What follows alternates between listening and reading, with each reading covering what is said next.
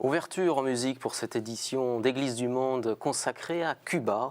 Cuba, république dite socialiste depuis 1959, mais qui en réalité est un régime aux mains d'un seul parti, le Parti communiste cubain, et aux mains d'un seul homme, Fidel Castro, même si depuis 2 ans, c'est son frère Raúl qui a les commandes du pouvoir à Cuba.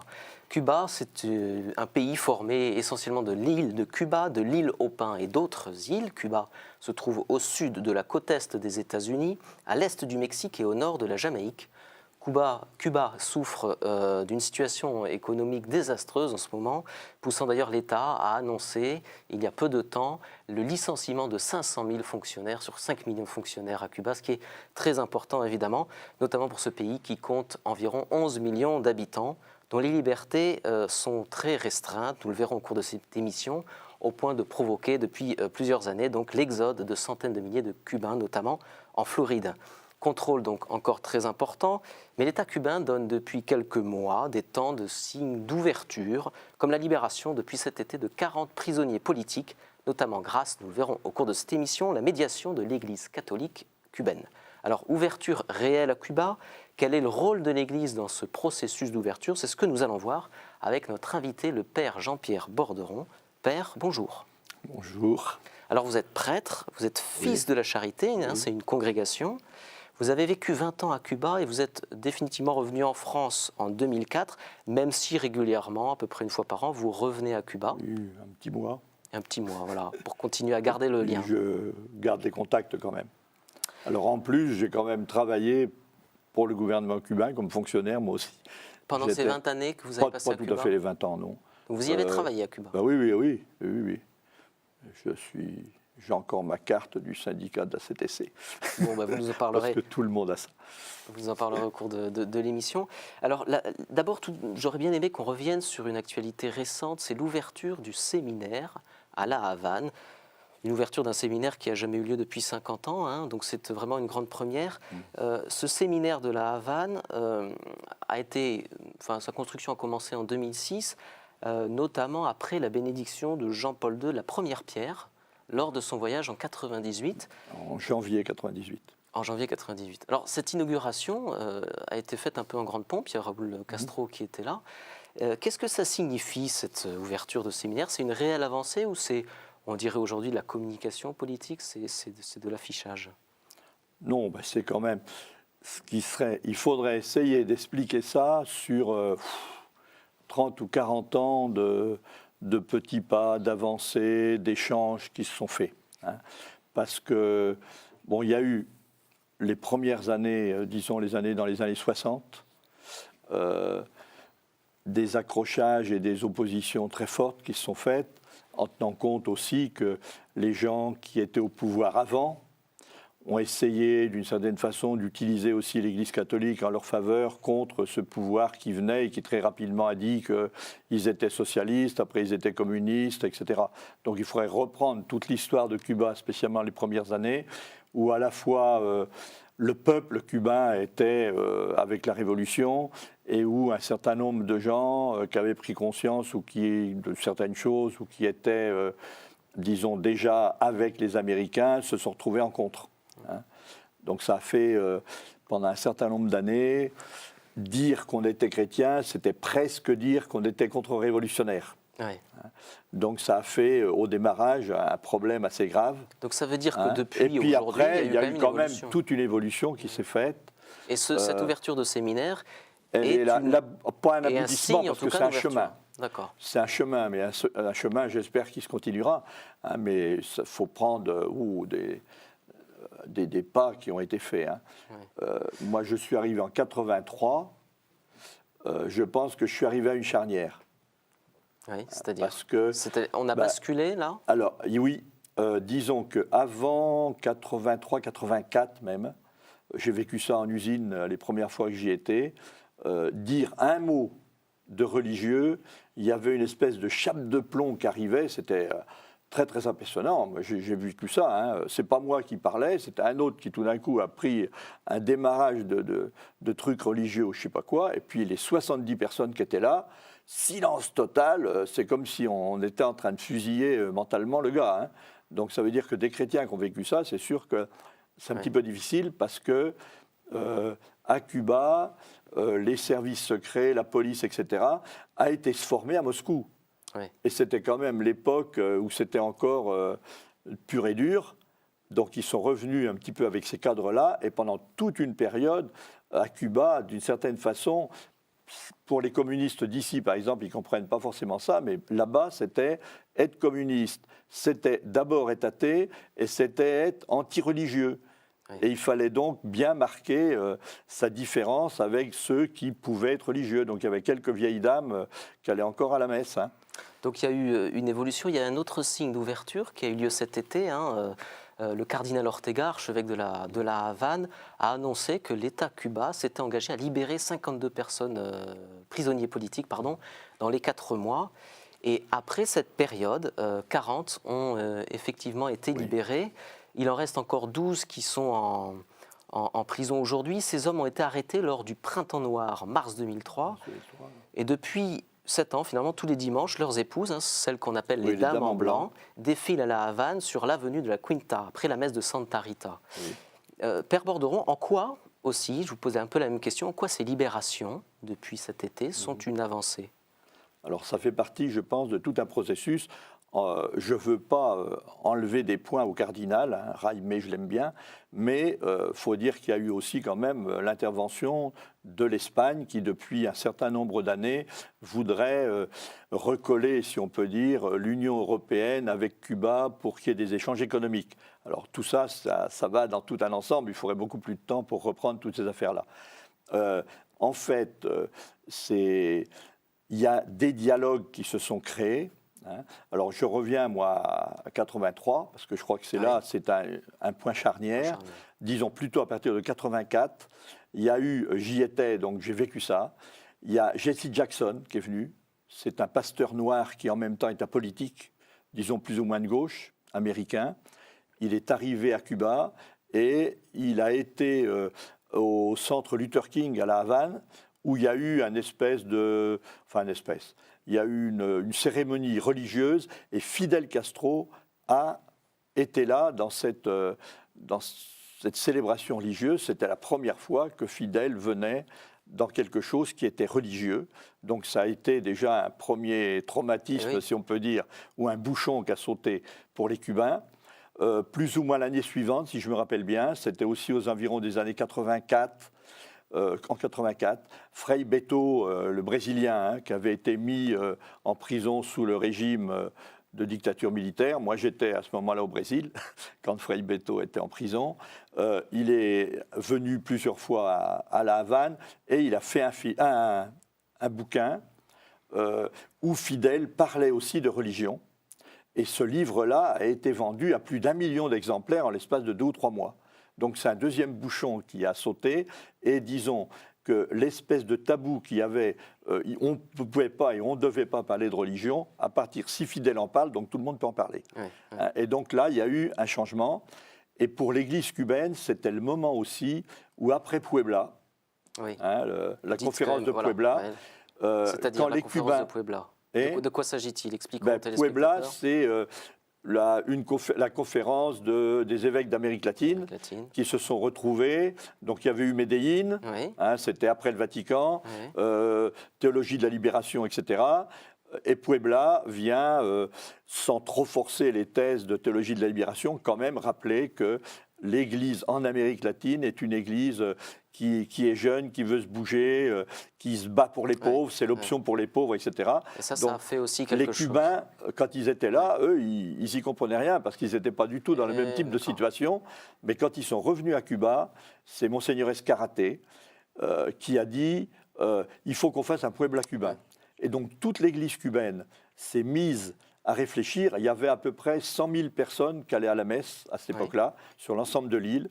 Tout le monde s'est retrouvé en disant qu'est-ce que c'est l'Église aujourd'hui? Par 3 ou 4 vieilles dames dans une église, elles se disaient qu'est-ce que c'est l'Église aujourd'hui? Comment est-ce qu'on peut parler de Jésus-Christ? Comment on peut aller vers les autres? Et je pense que ce qui a été très très fort, c'est que par derrière, il y a eu cette espèce de leitmotiv qui est venu en disant unis à Dieu et unis à notre peuple duquel on fait partie.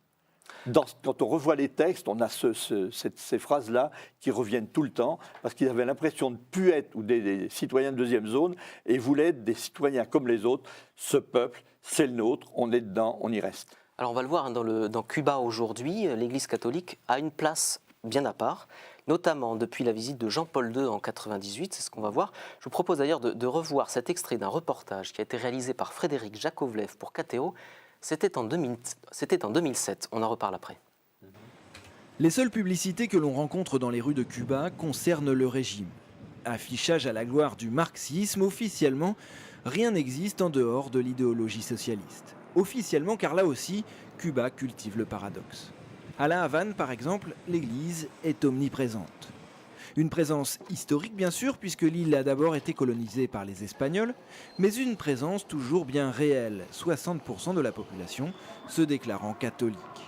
Longtemps, l'église catholique fut pourtant réduite au silence. Impossible alors d'afficher publiquement sa foi. La véritable rupture arrivera en 1998 avec la visite de Jean-Paul II. Des centaines de milliers de Cubains assisteront alors à la messe célébrée par le pape. La première célébration religieuse retransmise à la télévision publique depuis près de 30 ans. Pour l'Église, la visite du pape Jean-Paul II a signifié une véritable revitalisation. Le pape a apporté un dynamisme, mais aussi un souffle évangélisateur sur toute l'Église à Cuba. Je crois que depuis la visite du pape, de nombreux Cubains ont senti que l'Église et les communautés, même la foi, était une valeur importante et qui restait très mal connue.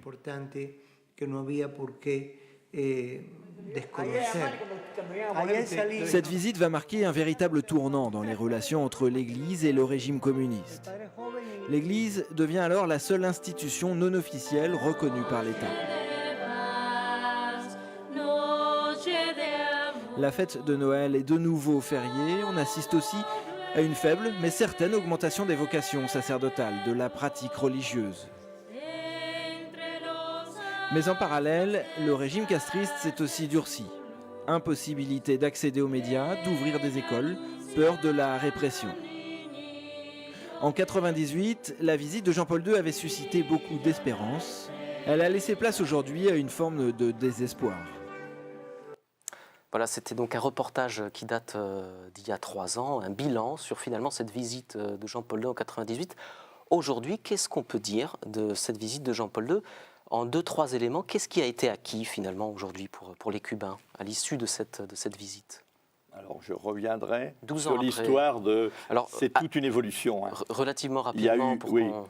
eu, 86, ça a vraiment été le point de démarrage d'une nouvelle église à Cuba. Et donc ça, c'était avant la C'était visite bien de avant. Jean-Paul. Mais Oui. de cette visite de Jean-Paul II... Alors de là, il y a eu toute une évolution qui s'est faite et on a attendu la visite de Jean-Paul II, qui a été repoussée un certain nombre de fois. Donc c'était déjà un résultat, ça. Oui. D'accord, oui. Mais c'était une église qui voulait être plus missionnaire, qui voulait être incarnée, qui voulait aussi être priante. Oui. Et on a commencé à partir de 87-88 avec la croix que le pape avait donnée à Santo Domingo pour les 500 ans de l'arrivée du christianisme en Amérique latine qui passait dans tous les diocèses, et puis l'image de la Vierge de la Charité qui est la patronne de Cuba, même ceux qui se disaient athées, ils avaient quand même l'image de la Vierge dans leur porte-monnaie, ça c'est cubain. Hein.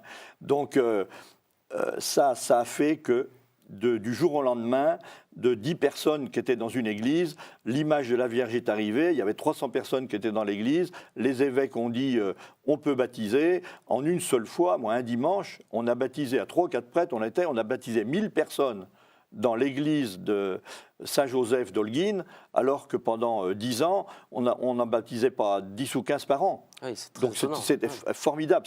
Alors je crois que c'est là, ça a été le premier changement. Oui. Une certaine partie du peuple s'est retrouvée dans l'église. Ils n'y sont pas restés, mais ils y sont passés. Et donc là, il y a eu un autre bouchon qui a sauté. Et il y avait un autre lien. Il y a des gens qui sont revenus à l'église, qui l'avaient laissé avant, un petit peu par peur, pour tout un tas de raisons, ou parce qu'ils, dans leur travail, valait mieux pas, etc. Et puis il y a des nouveaux qui sont venus. Il y a des jeunes qui ont demandé à être baptisés. Donc il y a eu toute une évolution de l'église là, qui s'est faite et qui donc, d'une certaine façon, aboutit en 98 au voyage du pape, ouais, qui a été de fait un autre moment, un grand moment important. Oui et non, parce que on a toujours eu peur jusqu'au dernier moment, oui, que ça ne se fasse pas, parce qu'il y avait des problèmes justement de représentativité. Le Vatican, etc., ouais, avait donné un petit peu comme règle, si les évêques n'ont pas le droit de parler, s'il n'y a pas 2 ou 3 médias qui peuvent parler un petit peu, donc on ne viendra pas. Et jusqu'au dernier moment, on ne savait pas trop si ça se faisait. Il y avait en principe 1 ou 2 messes qui étaient programmées pour être télévisées. En fait, ils les ont toutes télévisées. Moi, je me rappelle un matin, je sors de ma maison, je ne pensais pas que la messe à Camagüey allait être télévisée. Et c'est les gens sur le passage qui me connaissaient, qui me disaient « Jean-Pierre ou Padré, ça dépend, ouais, ça y est, on est à la... c'est à la télévision, c'est à la télévision. » Et tout le monde se rassemblait, ils ont vu ça. Et ils ont écouté les discours du pape, ils ont vu cette foule qui était là, où il y avait un petit peu de tout le monde. Hein. Il y avait des croyants, oui, et puis oui, il y en avait des croyants qui venaient, puis il y en a qui venaient voir. Hein. Il y avait un petit peu de tout. Alors, depuis cette visite du pape Jean-Paul II en 98 jusqu'à aujourd'hui, il y a donc eu, on a bien vu des signes d'ouverture. Et en décembre 2009, le pape Benoît XVI recevait le nouvel ambassadeur de Cuba près le Saint-Siège. Je vous propose de découvrir un résumé de cette visite avec le reportage de l'agence H2O News. L'économie doit viser le bien des sociétés et des personnes et non uniquement le bien de quelques-uns, a déclaré Benoît XVI devant le nouvel ambassadeur de Cuba, Eduardo Delgado Bermúdez, venu lui présenter ses lettres de créance. Le pape a souhaité que les récents signes de dégel avec les États-Unis voisins ouvrent une époque nouvelle dans les relations internationales, dans le plein respect des droits de tous les États. Benoît XVI a d'autre part rappelé que l'Église qui est à Cuba est engagée depuis toujours dans la promotion humaine. Et il a précisé que le dialogue avec les autorités doit conduire concrètement à l'exercice du ministère apostolique dans les divers milieux de vie. Le pape a enfin souhaité que les valeurs de l'Évangile, respect de la vie et promotion de la paix, éclairent l'avenir du laborieux peuple cubain. Père Borderon, la situation économique à Cuba est très difficile aujourd'hui, on peut le dire. Est-ce que c'est un élément d'ouverture objectif de Cuba? Est-ce que ça pousse quand même Cuba à s'ouvrir parce que la situation économiquement et sociale est quand même difficile? Moi j'étais à Cuba donc en juin-juillet. Fin du mois de juin, il y a eu une semaine sociale, une de plus, il y en a eu 5-6 au moins. Une semaine sociale où, là aussi c'est un peu nouveau, un économiste, chercheur à l'université de La Havane, est venu dire aux congressistes de la semaine sociale « On est dans une situation difficile ». Il donnait un certain nombre de critères, alors des critères normaux que les Cubains ne peuvent pas changer parce que la crise internationale, les produits qui augmentent, le pétrole qui augmente, le nickel qui diminue de prix, etc. C'est évident que pour l'économie cubaine, c'est des problèmes graves. Le tourisme. Peut-être que le nombre se maintient, mais les gens dépensent moins. Comme il y a la crise, spécialement aux États-Unis et ailleurs, les gens reçoivent moins d'argent. Donc il y a tout ça qui est en jeu. Et donc il y aura un 6e congrès du parti après 12 ans. L'an prochain, en avril 2011. Et c'est très clair que ça a été déclaré. Et il y a des papiers maintenant qui sont déjà... qu'on peut lire, où on dit qu'il faut revoir un petit peu l'économie cubaine parce qu'on est dans une situation qui doit être changeante, avec donc les 500 000 licenciements qui sont théoriquement prévus. On a même parlé d'aller jusqu'à 1 500 000 sur 5 ans. Parce que, de fait, c'est le gouvernement qui a tout. On est tous fonctionnaires du gouvernement cubain. Et dans un système de type socialiste, il n'y a pas de chômeurs. Donc, on mettait 5 gars sur un poste de travail. Donc, ça pose tout un tas de questions maintenant quand on veut essayer d'être rentable. Alors, on a une évolution économique qui va certainement ouvrir le pays. On a parlé du cardinal Ortega, plusieurs fois on a donné son nom dans cette émission. Je vous propose de l'écouter. C'était une interview qui a été réalisée là encore il y a 3 ans. Il répondait aux questions de Frédéric Jakovlev pour KTO. Le travail de l'Église à Cuba est un travail évangélisateur qui se fait un peu, pas seulement dans les temples, dans les églises comme telles, mais aussi dans des maisons de famille qui accueillent petites communautés de 30, 40 personnes qui se réunissent chaque semaine pour méditer la parole de Dieu, pour avoir une catéchèse, quelquefois pour l'Eucharistie, quand il y a un prêtre qui peut célébrer en cette communauté. Et nous avons ici à La Havane 500 communautés qu'on appelle communautés de mission ou communautés de prière. En dépendance, si c'est un lieu où il n'y a pas de temple, on l'appelle communauté de mission. Si c'est un lieu où il y a un temple plus ou moins voisin, on l'appelle communauté de prière pour avoir, disons, un esprit plus familial dans de petites communautés parce que la grande église parfois est un peu anonyme. Et nous sommes tout près de célébrer la nativité du Seigneur, Noël, et ce n'était pas fête civile comme actuellement. Et c'est le pape qui a demandé d'avoir cette possibilité et nous l'avons depuis 10 ans. Et cette année, on commence à avoir même des vacances à Noël. Et ça veut dire que l'esprit qui a laissé la visite du pape est encore vif à Cuba. Voilà le cardinal Ortega interviewé peu avant Noël 2007. Père Borderon, concrètement, pour qu'on comprenne bien, comment l'Église fonctionne à Cuba? Je veux dire, on parle de ces communautés de prière. C'est ça la structure de base de l'Église, des catholiques aujourd'hui? C'est une des structures, disons qu'il y a tout un tas de réseaux qui jouent. Pendant très longtemps, donc jusqu'en 87-88, on pouvait se réunir que dans les temples. D'accord. Que dans les églises. Dans les églises. Parce qu'il y avait des problèmes. Si on se réunissait dans des maisons, ça pouvait éventuellement être le point de départ de groupes contre-révolutionnaires. C'est pour ça qu'il y avait eu tout un tas de choses. Et puis petit à petit, moi j'ai assisté à ça, à Holguín. On a réuni des gens qui disaient le chapelet, qui étaient de l'archiconfrérie de la Vierge de la Charité, parce que ça couvre tout.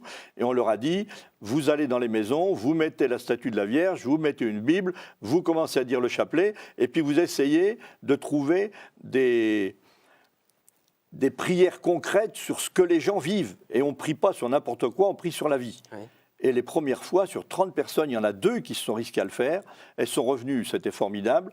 Et puis petit à petit, tout ça, ça s'est ouvert. Et surtout Cuba, ça s'est fait. Donc il y a à la fois la structure de type paroissial, et puis il y a un certain nombre de petites maisons comme ça, en tenant compte qu'il y a aussi eu à un moment de 250 religieuses, très rapidement, sur 1-2 ans, on est passé à 500 religieuses. Il fallait les situer quelque part.